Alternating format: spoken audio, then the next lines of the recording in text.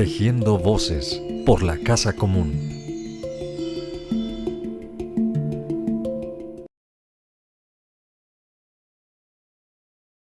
Entonces, bueno, pues pasamos a las relatorías. El maestro López y Rivas va a estar pues comentando, provocando, continuar un poco la reflexión a partir de las conclusiones que se han tenido en estas mesas. Yo trataré de moderarlo, él tratará de moderarme y entonces se va a volver un relajo muy bonito. Entonces, ¿con qué? Empezamos con la primera mesa, ¿les parece? Diálogo con la Madre Tierra y la lucha por la defensa del territorio.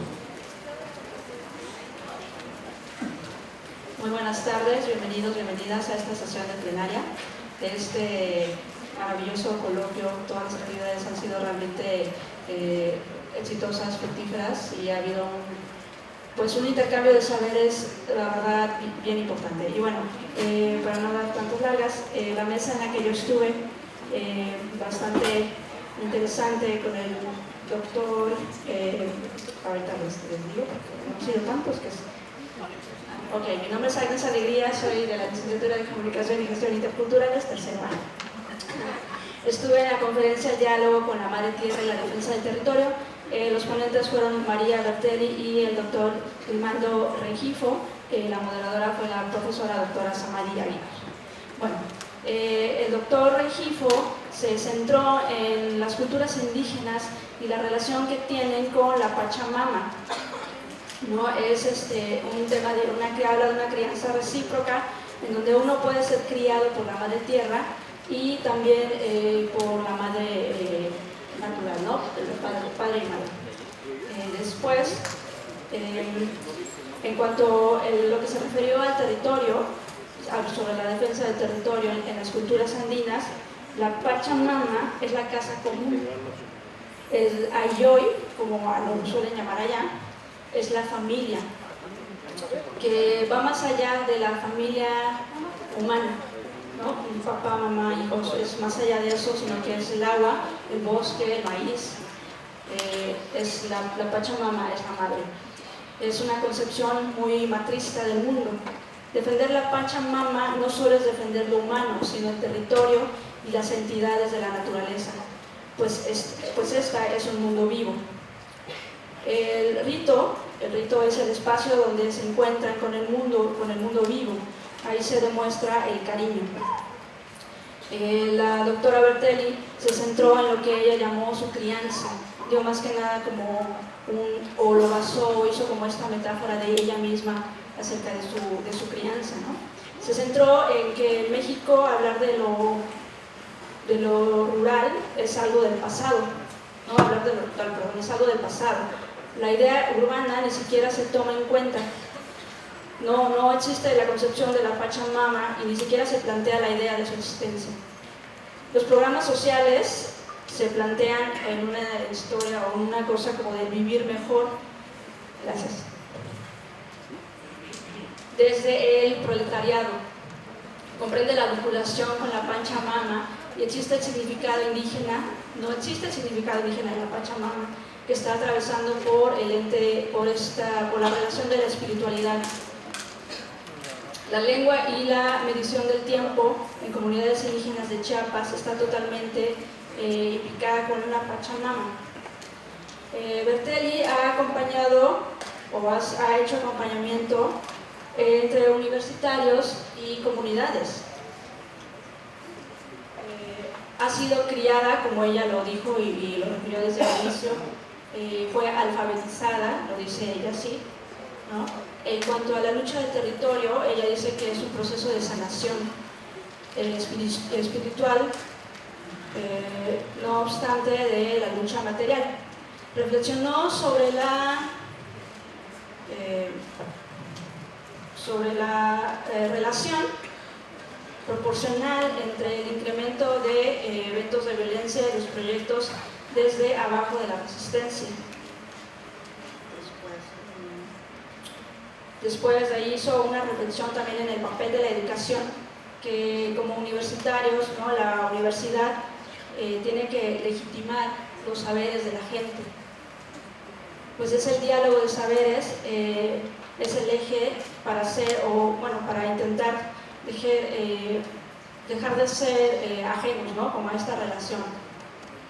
Después, en un ejercicio de diálogo con el público, algunos de ellos hicieron comentarios, como por ejemplo el señor Saúl, que varios lo conocemos aquí de las asambleas de los pueblos, que él, como una de las conclusiones que daba en el ejercicio de este coloquio, era que sigamos apropiándonos de nuestra cultura y que la población, bueno, la población joven está ajeno a la cultura y que los profesionistas no regresaban a la tierra de donde hacen sus prácticas de campo y todo eso, una vez que salen de las licenciaturas de la carrera y todo eso, no regresan. Entonces él hacía mucho énfasis en esto, ¿no? Y después,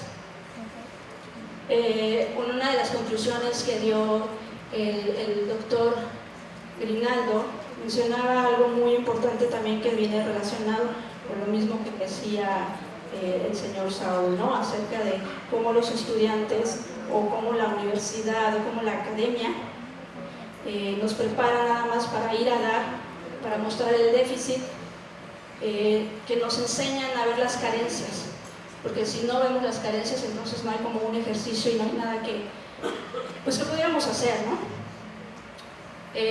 Citándolo textualmente decía que hay que saber primero qué existe antes de ver qué es lo que podemos aportar o incorporar, ¿no? La cosmovisión también de lo que él hablaba acerca de los pueblos indígenas, especialmente él se enfocó en Perú, porque obviamente bueno, él es peruano. Él decía que es muy difícil entender que el granjero antes de sembrar hable con la luna, ¿no? Porque vaya a ver la flor del árbol para saber si la siembra se iba a dar. Él mencionaba esto, o lo llamaba esto como una observación contemplativa del indígena. Que el indígena o la persona o la comunidad que trabaja la tierra no entra a la milpa sin pedir permiso. La milpa no le pertenece, ¿no? Él le pertenece a la milpa. Entonces estos fueron los puntos más importantes o más destacados que pudimos de esta conferencia. Gracias. Muchas gracias.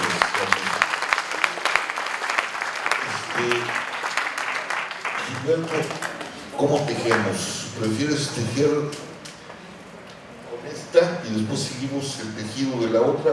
¿O prefieres que tengamos todos los hilos de todas las de esas y luego vas tejiendo? ¿Cómo? Perfecto, lo hacemos así. Pasamos a la siguiente.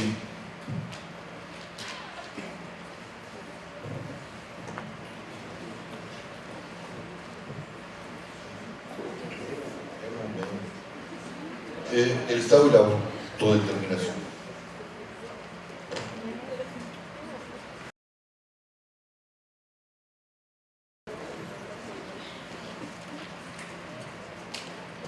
Mi nombre es Misael, soy de Comunicación y Gestión Interculturales de tercer semestre Grupo A. El Estado y la autodeterminación. Los ponentes, Javen Guneser y Roberto Ochoa. Modera Ali. Auditorio de la Facultad de Derecho y Ciencias Sociales de la UAM. La doctora Javen Guneser es ingeniera, periodista y activista internacional de origen kurdo, por los derechos de la mujer y contra el patriarcado y el capitalismo. De ahí es donde parte para establecer lo que presentó. Roberto Ochoa, abogado y filósofo, titular de la Dirección de Derechos Civiles de la Secretaría de Extensión. Desde hace 1 año y medio ha trabajado en comunidades del estado de Morelos a fin de poder establecer un diálogo y una relación entre la UAM y los pueblos. De eso hemos sido testigos, alumnos de Comunicación y Gestión Interculturales que hemos laborado con él. Las observaciones generales. La hora de inicio fue a las 3:45 y la presentación de los ponentes desde las 3:48 en adelante. Se percibió una impuntualidad por parte de todos los presentes y el auditorio. Poca gente en el caracol, un grupo determinado de personas y de una disciplina simplemente. Faltó explicar de una mejor manera la dinámica del evento, es decir, aclarar que era un conversatorio y no una conferencia. Los puntos importantes. Por parte de Roberto Ochoa, es el Estado, desde mi punto de vista, el mito fundamental de nuestra sociedad moderna, y por eso, cuando lo negamos, es como si se estuviera atacando a nuestro Dios. a esto se debe que sea tan difícil demoler la teoría del Estado. Un claro ejemplo es de construir la idea de democracia y verlo de una manera distinta a lo común establecido. Roberto Ochoa planteaba que era necesario ver con otros ojos los conceptos que ha establecido el Estado a lo largo de los años. Javier Guneser estableció: el Estado de la construcción, el Estado es la construcción de 5.000 años y es reflejo de la construcción patriarcal. Es necesario no solo estudiar el fenómeno, sino también la historia del fenómeno establecido en el Estado. Para poder deconstruir al Estado es necesario comprender el esclavismo de las mujeres y ver como opción el inicio de una sociedad matriarcal. Labor y trabajo es la autoridad del matriarcado, decía, debido a la situación que se tiene en Medio Oriente y la postura de las mujeres, y que se ha ido replicando en toda la parte occidental. La autoridad del Estado es el poder y la violencia, concretada a lo largo de 5.000 años, y la violencia en el Estado es la única perspectiva positiva al ser utilizada. Javier Guneser decía: es necesario cambiar la ideología, dejar de ser sexistas, tener una postura ecologista, cambiar esa dependencia económica del Estado, dejar de ser dependientes. A lo cual decía Roberto Ochoa y complementaba con una idea de Oyalán: imaginar una idea alternativa de vivir es lo que nos hace humanos, y esa es la manera en la que nosotros podemos aprender para establecer un nuevo Estado, pero sin ser un Estado real. Muchas gracias.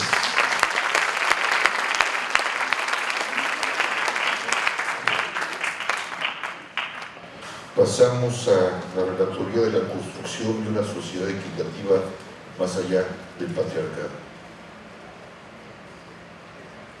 Hola, buenas tardes a todos y a todas. Mi nombre es Elsenit Terrazas, de tercero A de la Licenciatura de Comunicación y Gestión Interculturales. A mí me tocó ser relatora de la mesa 3, en donde estuvo de ponentes el doctor Juan José Tamayo, la doctora Claudia von Warhol y la doctora Jacqueline Bochard. Quien moderó fue la doctora Tania Galaviz. En esta mesa, que fue la construcción de una sociedad equitativa más allá del patriarcado, el primer ponente fue el doctor Juan José Tamayo, quien nos comentó que el proyecto neoliberal de desarrollo es una representación que trata de imponer la competencia, el mercado y la globalización.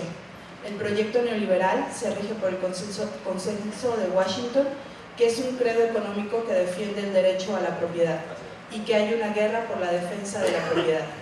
El proyecto económico aliado con el patriarcado en contra del feminismo. También dijo que el neoliberalismo es un proyecto vital sobre la vida de ciudadanos y ciudadanas para convertirlos en seres humanos, para convertir a los seres humanos en mercancía. Comentó también que la igualdad que no existe desde el nacimiento a la muerte en el caso de las mujeres, sino que son nuevas formas de desigualdades y que tienen lugar a través de la socialización diferenciada a través del sexo. También comentó que el binomio masculino y femenino asigna cualidades, valores y estereotipos diferenciados de unos a otros. La idea de complementariedad, los privilegios masculinos desde que nacen hasta su muerte, contra el femenino. Por lo tanto, él dio unas conclusiones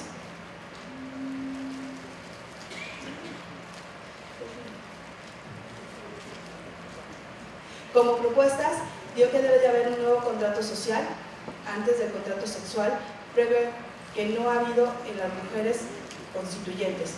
El contrato social se basa en el androcentrismo del sujeto, la Declaración de los Derechos del Hombre y del Ciudadano, que fue en 1789. Desde ahí se está marcando esa diferencia. También dice que debe de haber una solidaridad de las mujeres unas con otras. se incorporen los hombres a esta lucha, que se elaboren asociaciones de hombres en la igualdad en las teorías feministas.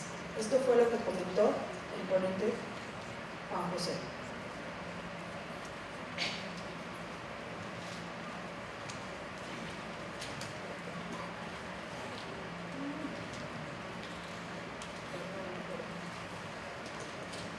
La doctora Claudia von Werfel dice que el sistema al que se quiere llegar de acuerdo a la igualdad es el sistema que se quiere dejar. La igualdad entre hombres y mujeres en una sociedad destructiva como la nuestra no tiene sentido. El capitalismo y la civilización moderna tienen un secreto y es el patriarcado. Hoy hay sociedades patriarcales que tienen una estructura igualitaria donde toda la vida gira alrededor de la madre, de principio a fin, con el principio de la antiviolencia. El patriarcado empieza con la guerra. En Europa, las mujeres que trabajaron por debajo de los hombres, y eso se exportó con la colonia. La dominación para dominar a la sociedad moderna, la voluntad del hombre victorioso por los que crean la vida.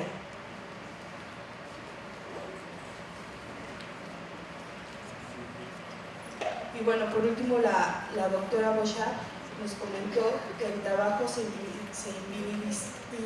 invisibiliza en espacios públicos como privados, en instituciones educativas. No se va a cambiar a la sociedad patriarcal por tener cargos políticos de las mujeres. No hay protección por parte del Estado en trabajos domésticos. El trabajo de las mujeres permite independencia económica, pero no poder. El patriarcado sigue haciendo sufrir a las mujeres por los privilegios que tienen los hombres.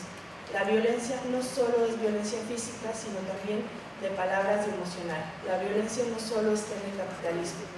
La izquierda no ha sabido incluir las necesidades de las mujeres. El socialismo no garantiza la equidad de las mujeres. Termino con una pregunta que decía: ¿somos capaces de imaginar otro mundo posible? Con eso terminó la doctora Bochard. Muchas gracias. Pasamos a la relatoría de la cuarta mesa, la lucha por la justicia en tiempos de impunidad. Perdón, sí es la cuarta, ¿verdad? No, el aprendizaje intercultural en libertad ante la crisis de la educación, perdón. Ok, bueno, mi nombre es Maya Gallardo, también de la carrera de Comunicación y Gestión Interculturales, con la diferencia de quinto semestre. Y nuestro conversatorio, que fue en esta sede, estuvo conformado por René Santoveña, Gustavo Esteva, Marta Rodríguez Prado. Munir no ha podido llegar, entonces Dina tomó la palabra con un texto que Munir presentó, envió, y Dina fue quien le dio voz. Y estuvo moderando Arturo Ornelas Bizarre. Entre los puntos importantes, bueno, hicimos nuestras conclusiones y hubo muchas preguntas y declaraciones que crearon cierta participación con el público dentro del conversatorio y que crearon incluso un poco de crisis o de problemas dentro del conversatorio, pero creo que eso es justo lo que le permitió funcionar. Y comenzamos con frases muy escandalizadoras para algunos, como el que la escuela mutila al ser humano, viendo a la educación escolarizada como una erupción en la formación humana y como una transgresión. El costo de ser escolar es el costo de vivir una parte del día mutilado. Pues se puso el ejemplo de un niño y cómo su formación o su identidad o personalidad cambia fuera y dentro de las aulas. A partir de eso también se trabajó, bueno, esto lo dijo René Santoveña, y a partir de ahí con Marta trabajamos la importancia de los derechos humanos y el gobierno como quien debe proporcionar o asegurarse de que se cumplan, y la educación como uno de estos. La importancia del diálogo colectivo, de comprender que debemos trabajar en conjunto, pero que aun cuando somos colectivo, también somos seres humanos independientes o tenemos estas dos dimensiones para poder lograr un diálogo colectivo. Trabajar, aprender a desestructurar y volver a estructurar. Mencionó 3 cuestiones fundamentales: la felicidad, la solidaridad y la mutua ayuda. Y en la cuestión de las palabras o el nombre de la mesa, mencionaba mucho desde el título y qué significa que lleve la palabra crisis. Cómo reaccionamos hacia la crisis de la educación y tomar a la crisis como una nueva oportunidad para poder construir, a partir de también ser práctico y no quedarse en el discurso. Y de ahí pasamos al tiempo de Munir con Dina, que otra manera también de tomar el aprendizaje fue a partir de la narración.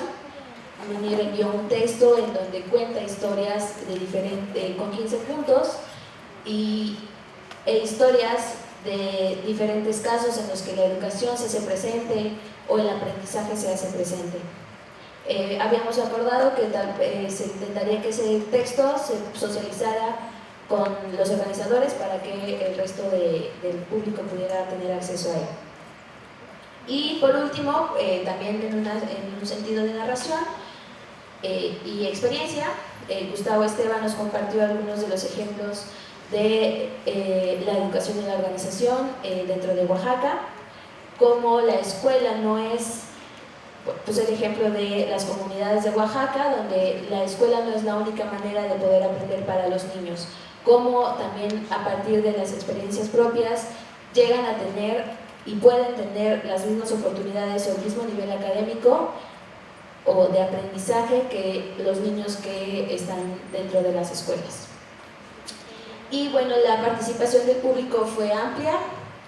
De las cosas que se mencionaron fue que la escuela no genera ningún conocimiento de manera estricta. La información es lo que brindan y el conocimiento es generado por la experiencia.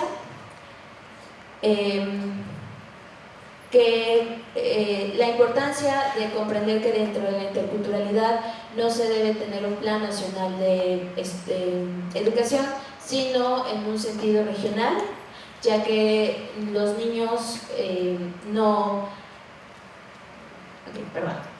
debe ser regional, ya que el modo de vivir no es el mismo en todo el país, comprender que existe la diversidad, la diferencia, y que a partir de esto también se puede aprender.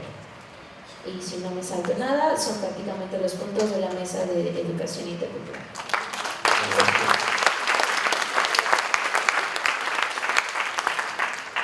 Ahora sí, la última mesa, la lucha por la justicia en tiempos de impunidad. Bueno, gracias Javier. Igual quiero agradecer a todos por seguir aquí. Me enseñé muy largo y ya este es el último caracol. Como bien, el tema es la lucha por la justicia en tiempos de impunidad. De expositores tuvimos a Alicia Castellanos. Tu nombre. Perdón. Camila Castillo, también de Comunicación y Gestión Interculturales, de quinto semestre. Bueno, a Bruno, a Alicia y teníamos a Manuel Rosenthal, pero en su lugar estuvo Catherine Walsh con nosotros acompañándonos.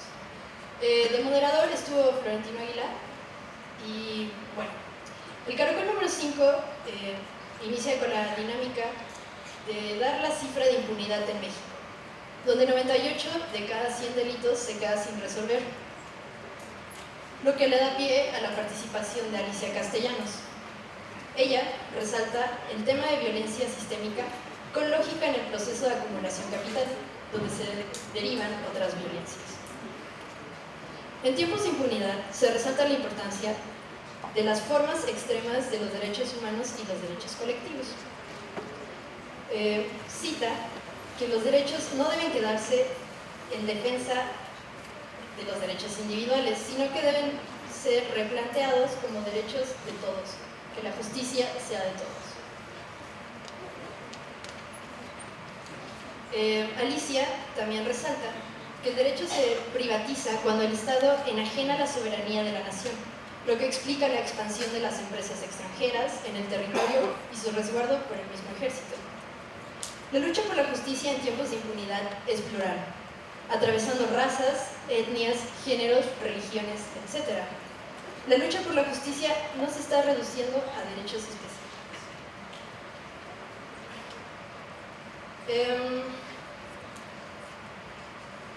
Alicia también resalta que la lógica que parece seguir la lucha por la justicia es hacer uso de los recursos legales en todos los planos y en ausencia de un Estado que represente los derechos de todos, surge una ciudadanía organizada para velar por la justicia.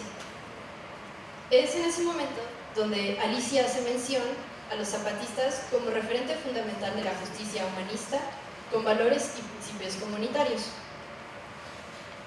Resalta los movimientos y la participación de las mujeres indígenas y afrodescendientes en la construcción o reforzamiento del tejido social.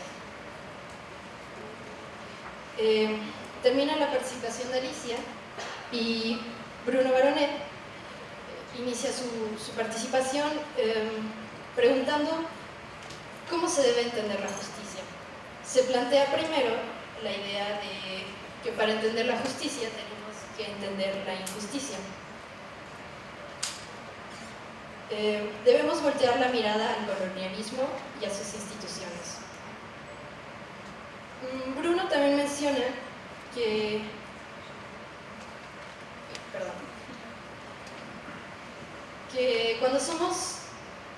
cuando pensamos que no somos capaces de opinar, ejercer nuestros derechos, etc., se expresa algo muy injusto, que tiene que ver con un paternalismo y un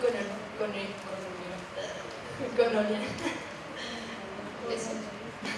A las familias y personas en el sentido de poder opinar, de no poder opinar. Y pone un ejemplo muy claro que vivimos todos con el área de la educación.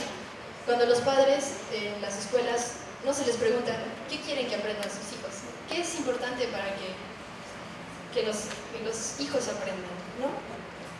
Y termina su participación con una frase que vio, me parece, en una escuela estatal, que dice: estudia y aprender para el pueblo defender.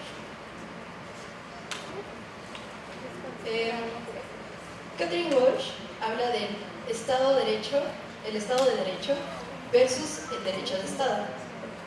El derecho de Estado de decidir sobre qué se criminaliza. El derecho de Estado como una estrategia para desmovilizar a la población. Catherine también habla del derecho de Estado, donde se decide qué es justicia y qué no lo es. Habló también un poco del argumento de utilizar el derecho indígena cuando es cuestionado porque rompe el derecho humano. Justicia indígena rompe los derechos humanos establecidos. Una lucha de derechos, ¿cómo interculturalizar la justicia? Entonces lo que nos pone en un plano de derecho indígena contra el derecho nacional. Aún así existen nuevas y otras formas de practicar la justicia.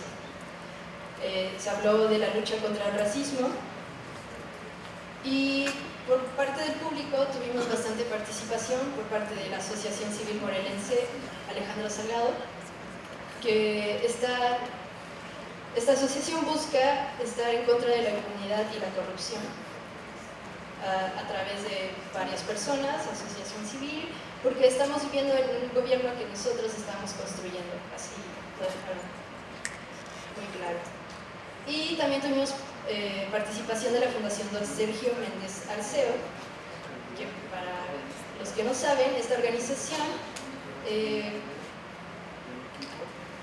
su finalidad es dar premio a los derechos humanos.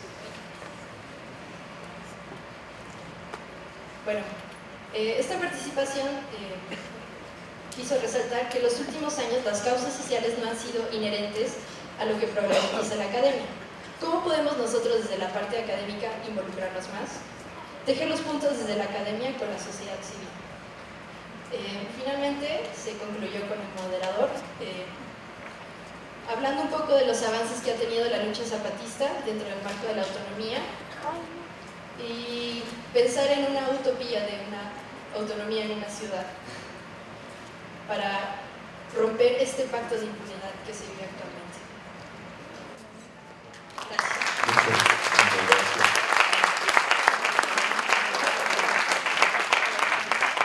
Bueno, hasta aquí las relatorias se ve que se puede tejer muchísimo, que hay elementos para tejer en cada una de las mesas. Y yo, antes de darle la palabra a Gilberto, quisiera recordar algo que dijo Gustavo Esteva en la mesa de inauguración y que ha sido motivo de reflexión de esta administración de la universidad, que se refiere al parteaguas o a la crisis civilizatoria. Es decir, Gustavo recordaba que se está realmente desmoronando una forma de la civilización y del Estado, digamos, lo que nació de la Ilustración, el Estado y sus instituciones que nacieron de la Ilustración entraron en una crisis terminal. Junto con eso, la economía que nació también por esas fechas, ¿no? Toda la reflexión económica que pues, es la base de todo el capitalismo, de las formas nuevas del capitalismo, y empieza a emerger lo nuevo. Y estamos justamente sobre el corredor de ese parteaguas. No lo estoy diciendo como lo dice Gustavo, ahora yo le agrego mi manera de decir la cosa, ¿no? Y que, pues como siempre en estas crisis civilizatorias, lo que va a transformar algo, lo que va a venir, viene de las márgenes, ¿no? Y aquí hay mucho pensamiento que viene de las márgenes y que empieza a balbucir lo nuevo, a balbucir lo que se tiene que crear para salvar, como siempre sucede en estas crisis civilizatorias, a la civilización misma, al sentido del ser, al humano. Entonces creo que aquí hay elementos muy importantes que vienen de esas márgenes y que, bueno, vamos a ir tejiendo a lo largo no solo de este tejiendo voces, sino a lo largo de lo que se va a desencadenar después de este coloquio. Le doy la palabra a Gilberto.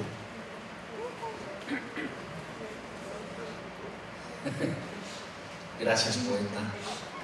Bueno, primero que nada, agradecer la terquedad de Gustavo Esteva por pensar en un encuentro de esta naturaleza que, por lo que vemos en el día de hoy, se está llevando a cabo como habíamos querido, es decir, rompiendo los moldes de la academia. Por primera vez, y lo digo con toda franqueza, veo a un rector que viene, da un discurso y se queda a trabajar todo el día. Ese es algo inusitado. Entonces, pues Gustavo siempre tiene ideas que parecen que no se van a realizar, pero pues esta es una de las que se han concretado y que comienza muy bien con este día de hoy. Creo que vamos muy bien en este encuentro de Tejiendo Voces por la Casa Común. A mí me pusieron pues una tarea prácticamente inconmensurable, porque es hablar de todo, pero pues trataré de hablar de aquellas cosas que evidentemente y subjetivamente a mí me interesan más por los trabajos que hemos estado llevando a cabo. Primero, es natural que en una reunión como esta hagamos un énfasis o una reiteración de lo que son las estrategias de los pueblos indígenas en defensa de los territorios, en defensa de las autonomías, de los procesos que construyen al día a día, porque efectivamente en este mundo neoliberal son de los pocos sectores que sí tienen una estrategia de lucha antisistémica que los lleva directamente a enfrentarse a las corporaciones capitalistas. Es decir, tenemos que destacar esto porque pues, la propia experiencia de las resistencias lo hace visible a cualquiera. Pero ojo, corremos el peligro de esencializar y pensar que solo los pueblos indígenas pueden resistir, en este caso concreto, la lucha por los territorios y contra el neoliberalismo. Si así pensamos, estamos profundamente equivocados. Y qué bueno que que se ocurrió al comité organizador invitar a la compañera Javi Lucener del pueblo kurdo, porque precisamente a partir de lo que han sido estas experiencias autonómicas en el México contemporáneo, yo he estado poniendo, en cuanta intervención tengo, la idea del ejemplo kurdo como un ejemplo de procesos autonómicos en un mundo que no es precisamente el mundo de las culturas originarias, en este caso de nuestra América Latina, y de gobiernos que hacen de la carencia una calidad, es decir, al ser un pueblo distribuido entre 4 estados, todos ellos autoritarios y represivos, el pueblo kurdo ha construido un mundo de resistencias impresionante, han profundizado en la problemática de la mujer, yo creo que más que muchas de las organizaciones que solo se pueden comparar con el zapatismo, y demuestran que es posible, incluso en una guerra que mantienen, una guerra donde intervienen ejércitos de mujeres, mandados por mujeres, y una guerra en contra en múltiples frentes, contra el Estado Islámico, contra Turquía, es decir, y que están construyendo lo que ellos llaman el confederalismo democrático. Entonces, si nosotros no concebimos la idea de construir comunidad, lo que se decía hoy en una de las mesas, construir esto que es la asamblea o el equivalente en cada uno de nuestros espacios, y de pensar que el campo, los ámbitos de las resistencias anticapitalistas, por ejemplo, por la defensa del territorio, es una tarea en las actuales condiciones, en un país como este, de todos los mexicanos, mexicanas, independientemente de nuestra adscripción a un pueblo indígena específico. Entonces, en este sentido, cada vez que nosotros, los que investigamos el mundo indígena, nos presentamos, inmediatamente surge alguien que dice: ah, sí, pero esos son los zapatistas, esos son los indígenas. Y creo que ahí cometemos un grave error en los análisis que hacemos. Si realmente vamos a tejer estas voces por la casa común, debemos entender que la casa común no es solamente el mundo indígena, y que por lo tanto incluso los propios zapatistas en su declaración, en la 6ª declaración de la Selva Lacandona, ellos son muy claros en cuanto que dicen no solo con los indígenas y por los indígenas, sino por todos los explotados y oprimidos. La lucha es por todos los explotados y oprimidos. Entonces creo que, en primer término, destacar la naturaleza de una lucha que va hacia la construcción de sujetos autodeterminados. Y por eso es que también en este ámbito yo siempre hablo de las corrientes que no son del mundo indígena, que vienen del campo del marxismo, como Raya Dubáyevskaya, por ejemplo, que habla del sujeto autodesarrollado, o como Rosa Luxemburgo y sus propuestas de gobiernos consejistas de trabajadores, soldados, etc. Es decir, si partimos de la primera, el primer asalto al cielo, que fue la Comuna de París, ahí nosotros vemos la construcción de un gobierno en una realidad urbana y con sectores y clases sociales que construyeron un gobierno muy parecido al del mandar obedeciendo de los actuales hermanos zapatistas. Entonces, creo que eso es muy importante. Otra cuestión que se mencionó hoy en la mañana y que se vuelve a mencionar, particularmente en esta primera mesa, es sobre el papel de las universidades y de la academia y de la intelectualidad. Lo tocaba Catarín hoy en la mañana, Manuel. Y creo que en este sentido nosotros tenemos que ir más allá de lo que podría ser la crítica muy correcta al extractivismo académico. Y tenemos que diagnosticar en el ámbito de las intelectualidades y las academias un sistema de universidades al servicio de la guerra capitalista. Y aquí mencionar el papel que está jugando la iniciativa Minerva, por ejemplo, una corporación dedicada a conseguir dinero para las universidades más prestigiadas de los Estados Unidos, bajo un encargo específico del Departamento de Defensa de los Estados Unidos. Es decir, la academia, digámoslo así, alternativa o militante, se enfrenta a un mundo de universidades, en el caso concreto de los Estados Unidos, entregado al negocio de la guerra contra el insurgente y de los asuntos que competen a la seguridad nacional de los Estados Unidos. Es decir, es un mundo en donde participan cada año 400, 350 proyectos para ser subvencionados por el Pentágono, para venir a nuestros países como lo hicieron con el proyecto México Indígena, y que ahora estos geógrafos de las expediciones Bauman están en Honduras, incursionaron en Costa Rica, ahí los denunciamos y estamos viendo a dónde van, pero tienen su base de operaciones actualmente en Honduras.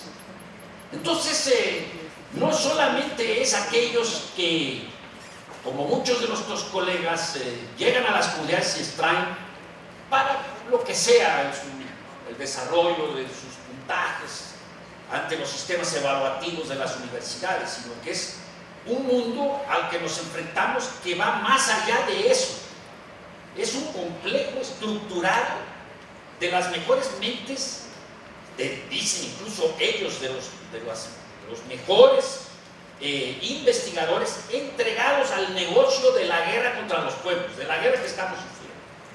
Esto es muy importante porque tienen sus correlatos en nuestras universidades.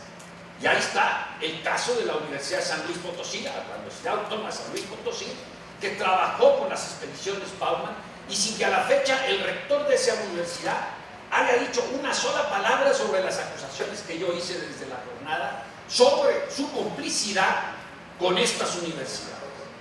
Entonces, de la misma manera, en Honduras, la Universidad Pedagógica Nacional Francisco Morazán está trabajando también con estos geógrafos. Se hizo la denuncia. En Costa Rica igual se hizo la denuncia al rector y a todos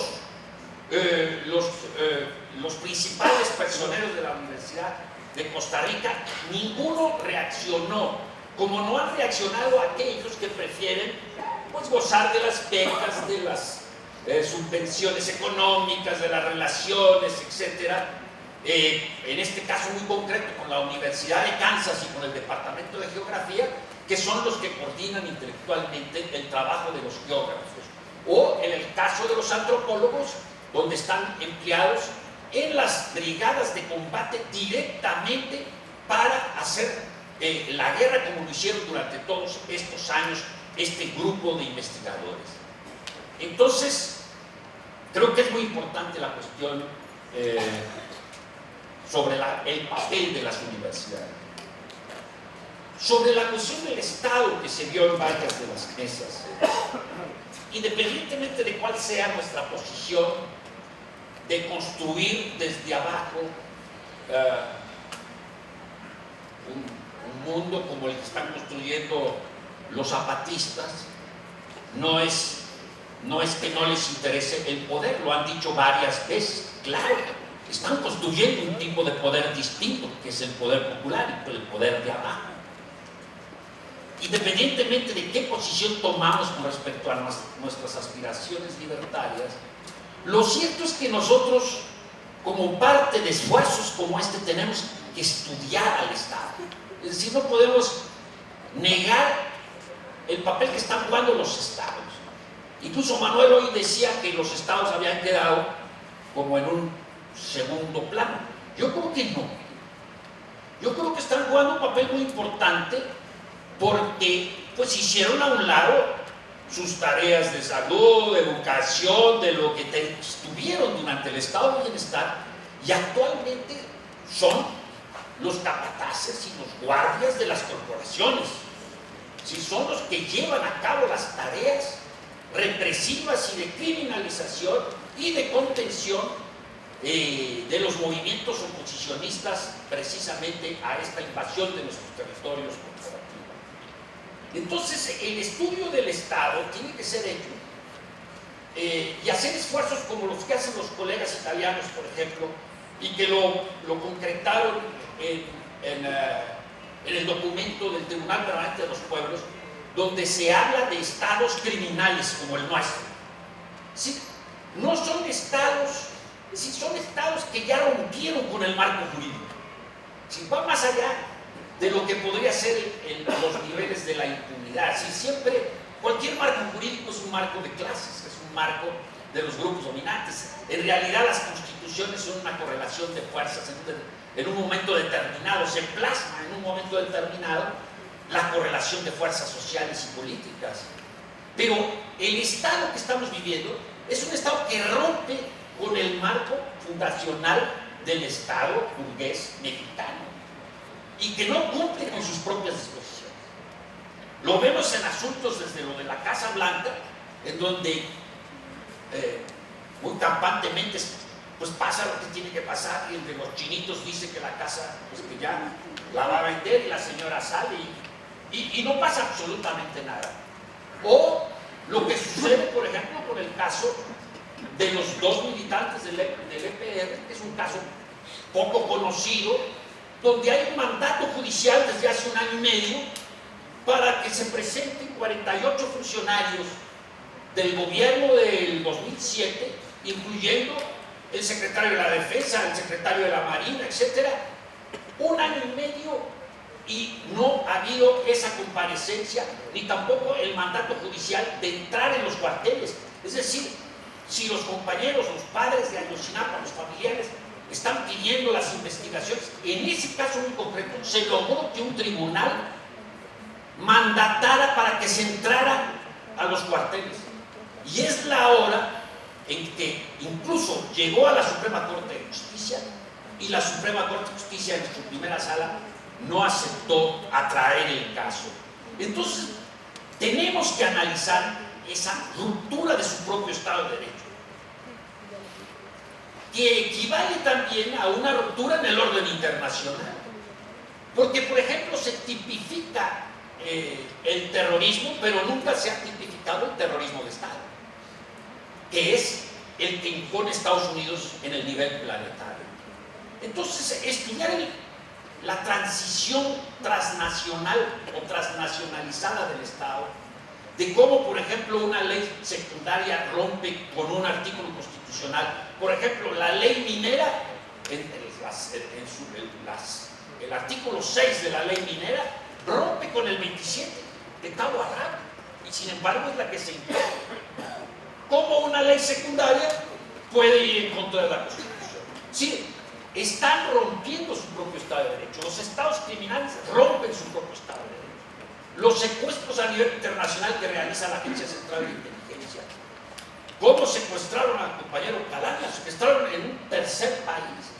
Es decir, ahí participan agentes de inteligencia de estos países, rompiendo con el orden jurídico internacional. Tenemos que estudiar eso, no solamente decir que la cuestión del Estado no nos interesa para nuestros proyectos emancipatorios. El Estado está ahí, no podemos nosotros quitarlo. El Estado está ahí actuando sistemáticamente, permanentemente, defendiendo con sus complejos, con sus estrategias, como las estrategias globales de contingencia a nivel mundial y como las estrategias de criminalización y represión de los movimientos de resistencia.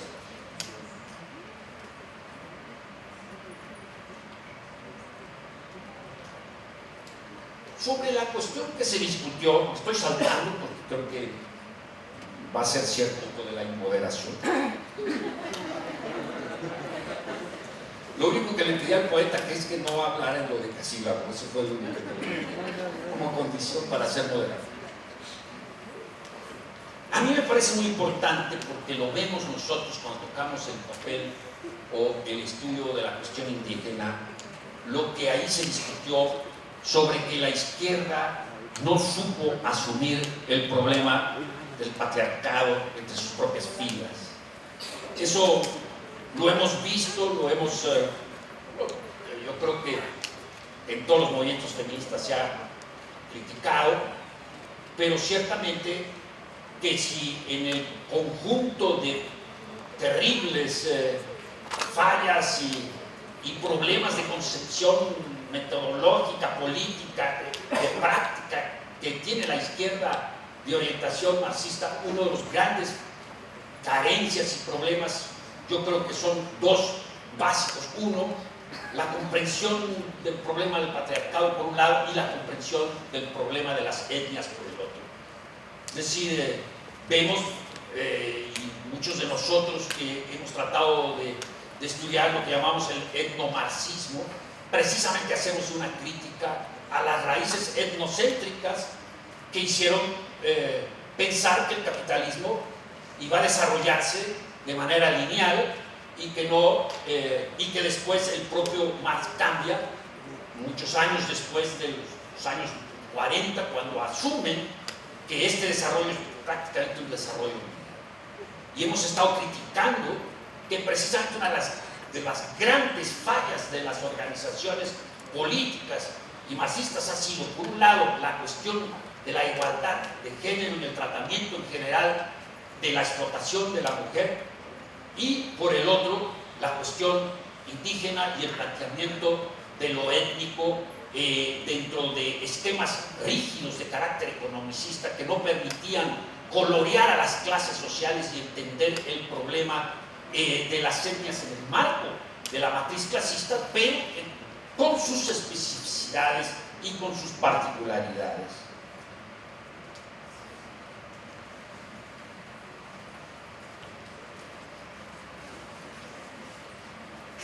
Bueno, creo que también es evidente que una de las cuestiones que se discutió en la mesa sobre justicia y seguridad, donde allí me tocó estar presente, es que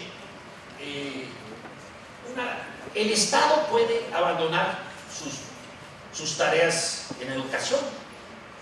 De hecho, pues cada vez es más evidente que quieren, por ejemplo, ahora como agremiado del Instituto Nacional de Antropología e Historia, tenemos una espada de guadaña de que el Peña Nieto envió una iniciativa en el paquete económico, hágame favor, en un anexo, el anexo creo que es el anexo 8, para crear una Secretaría de Cultura, lo que rompe completamente con la conexión cultura y educación, ¿verdad? Y que, pues entre otras cosas, pues haya una implosión hacia arriba con presupuesto cero. Planteo esto porque evidentemente que así como hicieron su reforma laboral, así como hicieron su reforma educativa, que en realidad fue una reforma administrativa para golpear a un sindicato como la CENTE o el CENTE, ahora pretenden hacer una reforma en el campo de la cultura. Cultura como ellos la piensan, es decir, cultura como creadores, como artistas, como ese ámbito de lo que ellos llaman cultura. Entonces ellos quieren tener pues un Conaculta ahora con salario de ministro, ¿verdad? Y implosionar hacia arriba para elevar el cero presupuesto y joderse a toda la gente hacia abajo. Es decir, planteado en términos muy coloquiales, esa es la idea de esta iniciativa. Pero planteo eso porque en varios de los puntos se discutió la cuestión de la cultura y el papel que juega en nuestras luchas. Y si no entendemos a la cultura desde lo que la antropología de alguna manera ha incursionado, y tenemos decenas de definiciones de cultura, pero tomaría una más, de lo más simple, la manera de ser y hacer de los pueblos, de las regiones, de las comunidades humanas, y entonces nos vemos que todo ser humano es productor de cultura. ese ámbito de la cultura es un campo de nuestras luchas muy importante. En él, el imperialismo dedica millones y millones de dólares para romper, crear ese halo, esa cápsula de la individualidad, eso que llamamos el mundo selfie o de la generación selfie, de verse solo a sí mismo. Ya no necesitan a nadie para fotografiarse, si no se fotografía a sí mismo. Si hay en Rebelión una caricatura donde hay una pareja que parece estarse dando un apasionado abrazo y cada uno se está tomando un selfie. Entonces, ese mundo del individualismo, de la ruptura de los tejidos comunitarios, de la ruptura de la cultura colectiva, de la ruptura del gremialismo, de la ruptura de la familia, de que el mundo existe si yo existo y que después de mí el diluvio, ese está haciendo una mella espantosa en todos los sectores sociales, que junto con el crimen organizado, que es otra corporación capitalista más, está atacando particularmente sectores importantes de nuestras juventudes. Entonces, entre la banalidad del mall y la tragedia del sicariato, nos movemos en un mundo en donde evidentemente el campo de la revolución y del cambio y de las emancipaciones sale fuera. ¿Cómo poder atraer a sectores importantísimos de jóvenes a encuentros que como estos se plantean cuestiones fundamentales de la vida humana y de los cambios y de la revolución y de la permanencia de los seres humanos como seres humanos? ¿Sí? ¿Qué capacidad tiene la industria de la cinematografía estadounidense, que en un país como el nuestro el 90%, si no es que más, de todo es la industria de Hollywood? O en el caso también de la televisión, que juega un papel muy importante. En la mesa un compañero que participó dijo que más que la marihuana, lo que más le había hecho daño era la televisión. Fui yo. Viste tú, ¿verdad? Te lo capté, cuate. Es verdad.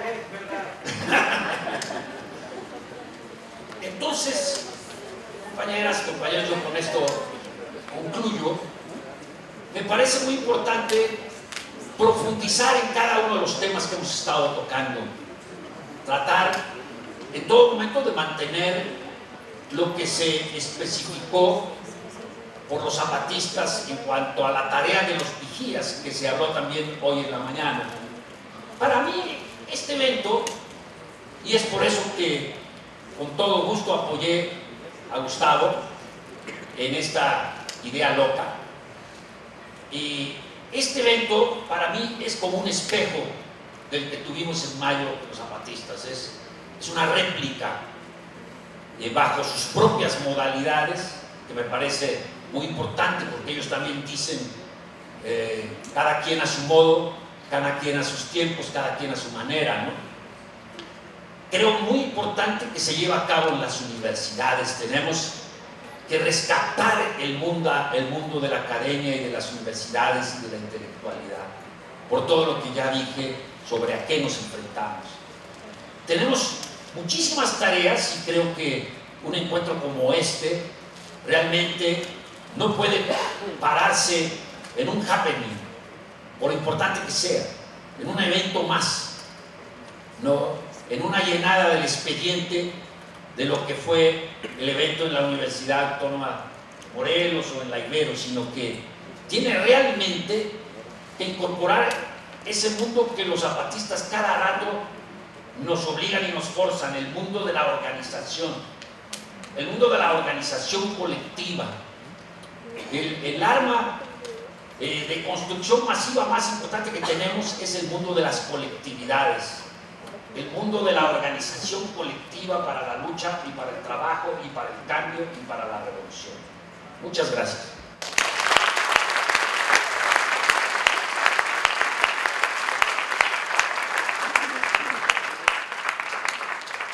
Muchas gracias, Gilberto. Pues creo que con estas relatorías, con los comentarios de Gilberto, pues tenemos mucho material para seguir tejiendo. Todavía nos quedan 2 semanas, largas semanas, intensas semanas, para seguir tejiendo estas voces para la casa común, que está bastante derruida y golpeada. Yo quiero hacer un reconocimiento a mi universidad, pues, creo que, tomando las últimas palabras de Gilberto, esta universidad está tomando ese camino de hace ya tiempo, con la cabeza de esta universidad con el doctor Alejandro Vera Jiménez, ¿no? Esto pues es parte de un largo proceso que se inició ya hace 2 años, ¿no? Tuvimos un primer foro, Comunidad, Cultura y Paz, frente al asesinato. Permítanme hacer un poco de memoria porque es importante, porque esto se suma a este largo proceso de pensar la universidad de otra manera. Antes de ese foro internacional también, donde pensamos también desde otras perspectivas, desde las autonomías, lo que ahora se vuelve un tejer voces, pues frente al asesinato de Alejandro Chao, que nos sigue doliendo, nos sigue haciendo una gran falta, de su mujer, pues se generaron diálogos muy profundos, ¿no? Por don Saúl aquí está, y los comentarios de don Saúl fueron muy importantes en este coloquio. Sí hicieron, están haciendo diálogos por la seguridad ciudadana con los periodistas, estamos en las luchas sociales, la universidad está trabajando con los pueblos, está trabajando con todas las organizaciones, estamos ahora enfrentando el problema que mencionó el rector de las fosas clandestinas de la Fiscalía en este estado, que es verdaderamente algo aterrador, espantoso, ¿no?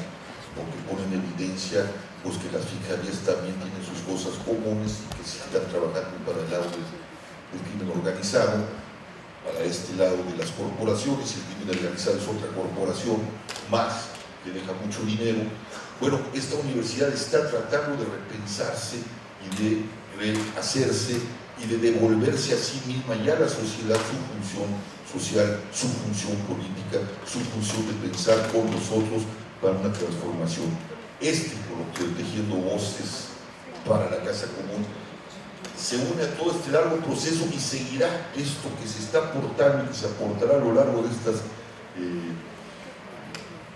días, estas 2 semanas, pues se aportará para seguir este proceso de seguir tejiendo y de rehacer la Casa Común. Muchas gracias, con esto concluimos este día, que ha sido un día muy importante. Muchas gracias a todos.